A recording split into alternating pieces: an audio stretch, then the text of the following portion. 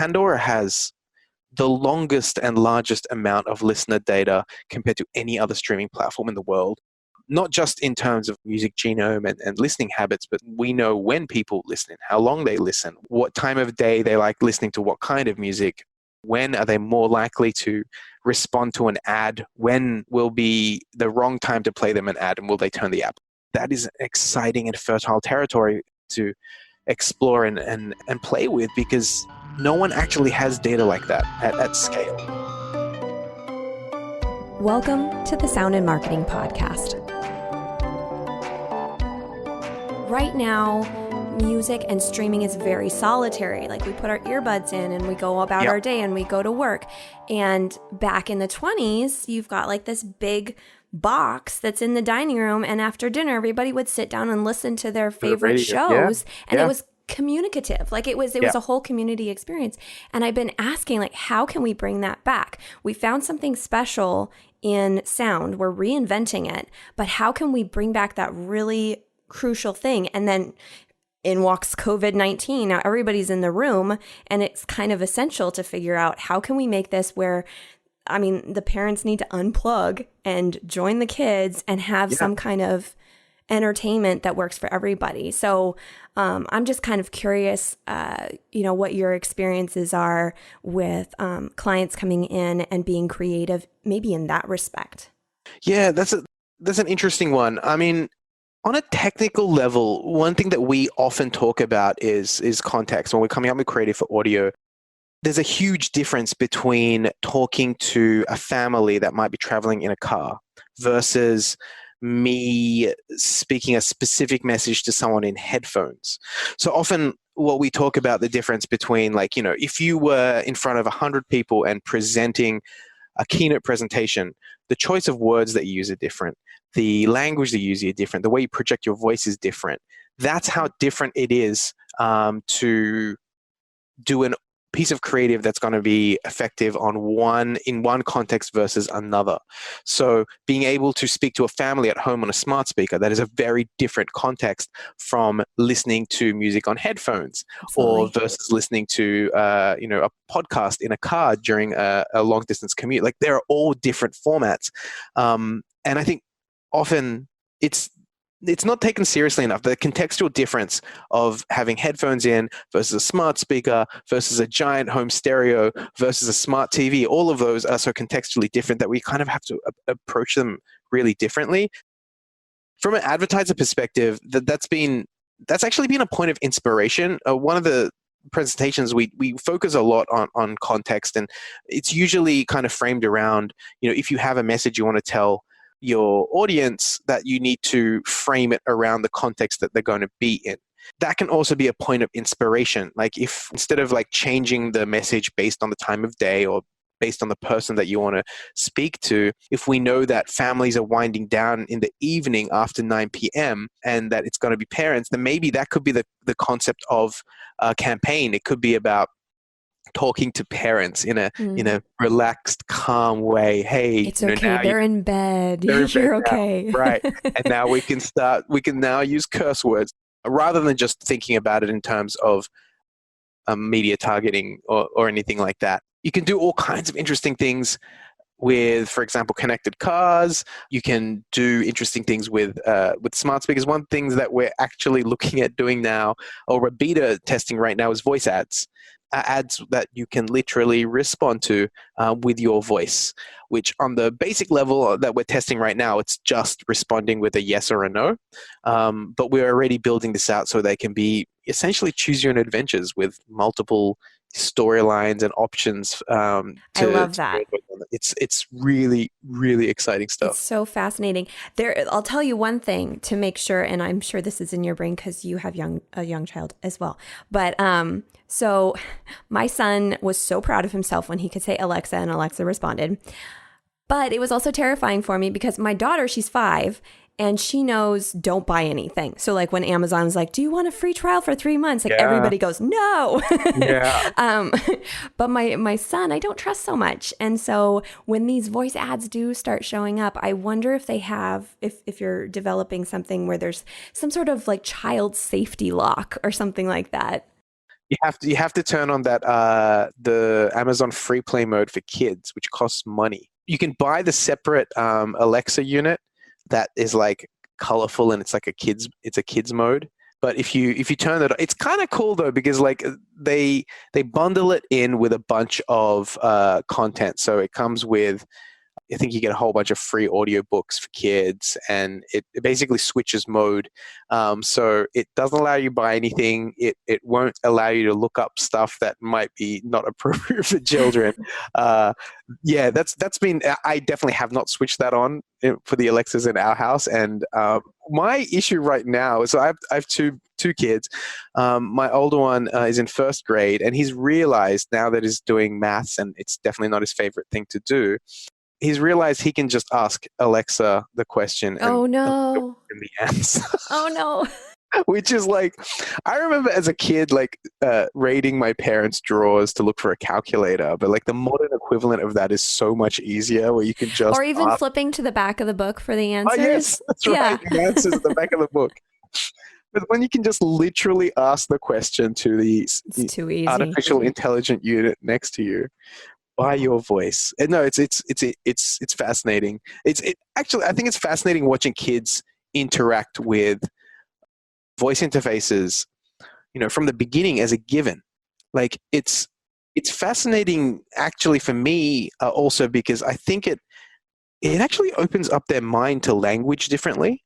Because when I see my 7-year-old speak to the Alexa device, he knows to simplify his syntax. Like he knows that the unit won't understand a complicated sentence. So this kid doesn't understand grammar yet, but he knows that if he simplifies his sentence structure, he's going to get a better result, which is fascinating. Like that's Yeah. I think that we should be, and I don't know exactly how this works because kids don't sit still, but like we should be utilizing children for learning these things because yeah, like you said, absolutely. they just figure it out, Yeah. I think we're probably similar ages, but I did not grow up with the internet. It was like cul-de-sac water balloon fights. That's what summer looked like, And Yeah. and Wholesome. so yeah, it was very wholesome. It was very like Leave It to Beaverish.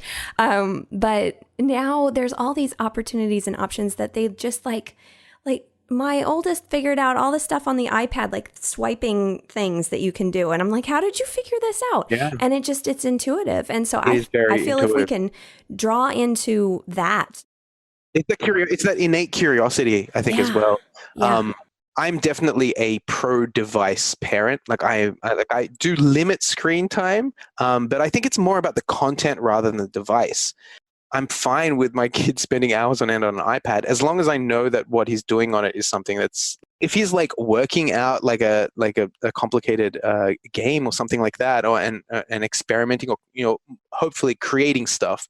I'm not going to stop him from doing that. I think that's a fantastic way of using technology. And I just wonder with kids that age, starting with technology that early, with various interfaces, with touch interfaces, with voice interfaces, it's what are they going to come up with when they're older? Yeah. Like they're going to be the ones that come up with some like amazing technology down the track. So yeah, We're gonna like have the foundation set, and then they're gonna create like this architecture that we're never yeah, gonna be able to compete with. absolutely. Because their fundamentals are different. Like they understand the infinite possibilities from the beginning. Like it's great. It's great. I'm excited about that. It gives me hope. It's so fantastic. So you have a team of people that are very diverse from different backgrounds, telling different parts of the story. One of which I have interviewed. I have interviewed Steve Keller, and he's lovely. I love him. He's wonderful. You told me that you had a fun story about him. So Steve is our Sonic strategy director. He joined us about a year ago, but we've had a relationship with him for quite some time. And he's a big part of what gave me the confidence to change our advertising production team into a creative consultancy. The genesis of this direction goes back to a few years ago when we used to do these like national road shows, or we'd go around to all of the advertising agencies and teach them about like what we call like creative best practices for audio, like how you be more creative and more effective, specifically in the audio medium. And we realized that, other than like, giving them advice around using things like theater of the mind and really effective copy and things like that, technical advice, we realized there was like this big missing component, which is around the psychology of sound, that was around the power of sonic strategy. And we would like drop in some of that information into some of our presentations. And we realized there was a lot of traction. There was a lot of agencies, particularly like brand agencies and media agencies, that would pick up on that, be like, hey, we want to learn more about this. So we started putting together some information and material, and we started building out this program of work that we ended up calling the 6 Dimensions of Sound. But the whole point of it was to try and convince brand owners that like you need to take sonic strategy as seriously as other elements of your brand. So the whole thing that I always go back to, having spent a large part of my career building brand guidelines for brands, you have these tomes, 100 pages long of basically a million ways you should use the logo, or how close the logo is allowed to be from a page. Margins and all of that stuff. Yeah. And they're great. And they're essentially, the Bible for each brand that lets them know how to keep a consistent brand message across all of their channels. They usually never have a section on audio. Like if there is, there's a page, and not even a strategy. So as we were kind of building out the information on like why you should be taking this stuff more seriously and how to start, we kept in our research finding the same name pop up, and it was Steve Keller. He has a TED Talk. If you haven't seen it, I highly recommend that you do. It will change your absolute mind about audio. He's also an absolutely charming individual, really smart. He comes from both a music and a science background, which gives him like that unique ability to think about brands in a really different way from the usual people that you find in brand and advertising agencies. Being inspired by Steve's TED Talk, I ended up looking at all of his research and plagiarizing a lot of it. So a lot of the thought leadership material that we were putting out as Pandora was heavily inspired by Steve's work. Does he know this? He does now. We ended up actually totally independent of that. We ended up having Steve come in and work on the sonic identity for Pandora. So when Lauren Nagel, the former executive creative director of Pandora, when she was working on the refreshed Pandora brand, she felt really strongly that Pandora should have a sonic identity, because it hadn't for a long time. Right. For a pretty good reason that Lauren decided to change and said, we need to have a voice. So she contacted Steve and decided they wanted to work together on a sonic identity, which gave me access to Steve. And that I think there was an evening in France at Cannes, the International Festival of Creativity, which is not happening this year. Surprise, surprise. Surprise. But we were sitting on Pandora's boat in Cannes, which sounds really bougie. It was not totally not like that. I recognized Steve and got introduced to him, and I was having this really awkward conversation with him, thinking, I have stolen so much of this guy's material, but I would really love it if he joined our team.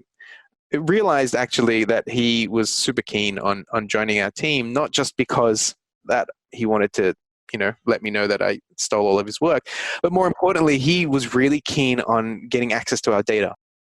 Pandora has the longest and largest amount of listener data compared to any other streaming platform in the world, not just in terms of like music genome and listening habits, but like we know when people listen, how long they listen, what time of day they like listening to what kind of music, when are they more likely to respond to an ad, when will be the wrong time to play them an ad, and will they turn the app, like all that kind of stuff, which is for someone like Steve who is very science and data orientated, that is exciting and fertile territory for him to explore and play with, because no one actually has data like that at scale.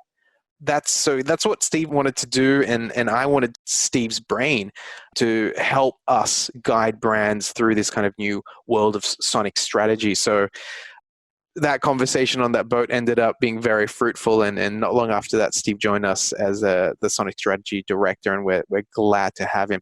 I will say though, I used to wear hats, uh, very similar to Steve, but Oh, and Steve, you stopped when he showed I up. had to because it's like his trademark, It's so good. and he pulls them off so well. And now I've got these like collection of hats at home that I can't wear anymore, because if we because we often travel together, when we'll turn up and present together, it's just, if we both wore hats, it's just not the right image. I can't pull it off as well as he can. It's his branding now, not yours. It is, absolutely. Yeah. Absolutely. You plagiarized him. He stole your hats. That seems fair. I think it's fair. I love it. So let's kind of wrap things up. I like to ask this question just because my guests are kind of from lots of different angles. Mm-hmm. But what have you observed lately that has just been like, oh, that's such a cool idea, whether it's been executed or you've just read about it, but something in the voice or sound industry that's just like, this is so great. What's been blowing your mind lately? I'm sure people have said this before, but it's the Google Assistant, right? With its synthetic voice, booking appointments for you. Oh, yes. So when they announced, I know it's not super recent, because they announced this, I think about a year and a half ago when it came out. And there's that amazing clip of the Google Assistant AI calling a hairdresser, very appropriate right now, calling a hairdresser to make an appointment. And I don't know if people realize this, but like that was a technology preview that they showed us back then. They're using it now.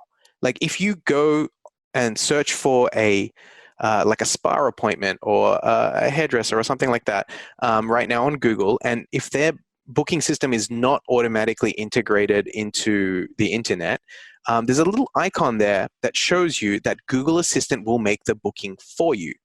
So then if you then choose a time and a place, Google will use their assistant system and make a phone call and place that booking for you and then confirm with you that they've done that, which is amazing, because the ramifications of that technology really means that synthetic voices almost so perfect now that they'll fool us. They can absolutely call us and make a booking for us. If you listen to that clip from the version a year ago, and I'm sure it's improved a lot since then, they've added a lot of interesting, like there's ums and ahs and mhms and sounds in there. Yeah, that you'd think wouldn't necessarily be necessary, but those are the things that make us sound more human, these kind of imperfections. I wouldn't be surprised if like the current version has things like vocal fry in it and maybe some gross saliva sounds from a dry mouth. Hopefully not too much. Hopefully not too much, but it's terrifying and exciting at the same time, like any new technology is. Right. Like the ethical ramifications of it are huge. But no different from the fact that you can't trust any photograph anymore, right? Any photograph can be faked. In the same way now that you can't trust an audio recording to be an actual real human being. It could be completely fabricated. Have you heard on that same thing, same idea, when they created the AI-generated Joe Rogan voice? So they sampled Joe Rogan's podcast because perfect, the guy has like thousands and thousands of hours of just talking. Right. And created a artificial version of Joe Rogan's voice, and it sounds completely believable. It's insane. I don't think it's going to replace voice actors. I don't think it's going to make them disappear. Just like CG has not replaced actors. Right. But in terms of how it's going to change the industry, it's huge. When you think about, if you think about things like e-learning or training, or the fact that we're now starting to see a lot of publishers have audio versions of articles. People like to consume journalism through audio more now than maybe just reading a screen. I just noticed, I think, was it the New York Times just bought Audem? They just saw that the other day. I think audio journalism is probably going to be a big thing in 2021. That's my prediction, based on these kind of technologies that are becoming available. Of course, there's always going to be voiceover artists recording these things, but when you think about the scale of maybe a giant publisher putting out, like a Condé Nast, right? If they wanted to go, oh, we want to have audio versions of every single article we put out, you could do that very easily with a synthetic voice. And the more real they start to sound, then people will also get used to listening to content like that. Like that's huge. Oh, that seriously, that would be amazing to me. Like if I could, there's so many articles I want to read, but if I'm with the kids that day, forget it. Like I'm going to read a sentence and then I'm going to go away for 30 minutes and read another. It's not. But if I'm in the car and I'm coming back from somewhere with them in the back and I could do an audio of the article while I'm driving, that would be great, Exactly. It's huge. Have you tried Curio?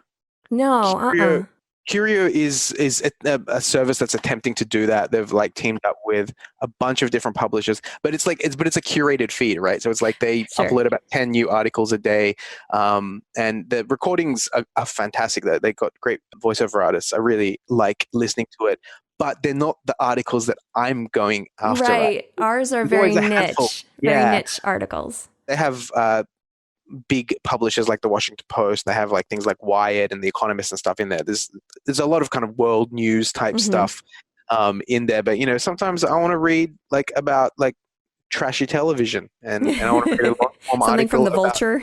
Yes, I want to read the Vulture's expose of how they put together Tiger King. Like I want to read that, and I doubt there's going to be an audio version of that yet. So that's what I'm looking forward to. And I was going to touch on, you were talking about how the voice assistants, like for the scheduling and everything like that, you said you don't think it would necessarily get rid of voiceover artists. I'm also thinking of, like that secretary at the salon office, like does that get rid of her job or something like, or his job, whichever.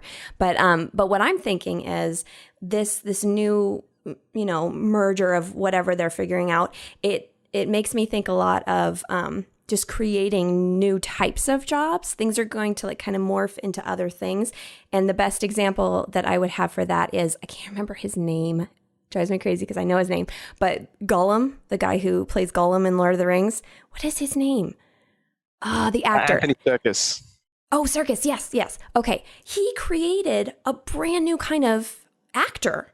And then he became like the go-to guy teaching all these people on how to act with a blue screen and dots, like balls all over your body and stuff. Yep, absolutely. And then he was super amazing and smart, and now he's like producing and directing and doing all that stuff. But I mean, he created a whole new genre. And I think that sort of thing has the tendency to go that direction.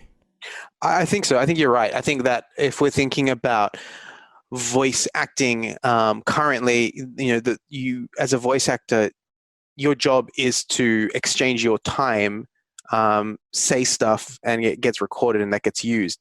I think what will morph for that role in the same way is voice actors will start becoming trainers. They will train different AIs and voice activated synthetic voices to be able to inflect in certain ways, because creativity is something that is inherently human. That's something, as much as I have faith in technology, I think there is a really, truly at the heart human place where creativity comes from that I don't think within our lifetimes we'll be able to completely automate. So that element of being able to train devices and technologies and artificial intelligences to be able to perform in certain ways, I think that's what that role of a voiceover artist might morph into in that same kind of way. That's kind of exciting as well, because that also means that we might be able to create new voices that have never existed before. Like the idea of, like, I saw not long ago, there was something that, I can't remember who put it out, the synthetic voice that was like non-binary gender. It was like I can't remember the name of it. Yeah, I mean, I remember listening to that going, I like this in concept, but listening to it, I thought, I don't think it quite nails what they're trying to achieve with it. But it excites me about the future, because it means, like, people are experimenting. What kind of new voices are they going to create? Because right now we identify voices based on regional differences, dialect differences, and gender differences, but sound is kind of the potential is infinite, right? So like, well, what other things can we do there? It might actually open up and create complete new forms of of audio expression that we were only we're limited right now based on the biology of our mouths, throats, and chests. Like, if that is lifted and we could create anything that we wanted, what is that going to be? Where is that going to go? That's exciting. That's a killer thought. I love that. And I want to end on that because that was really good.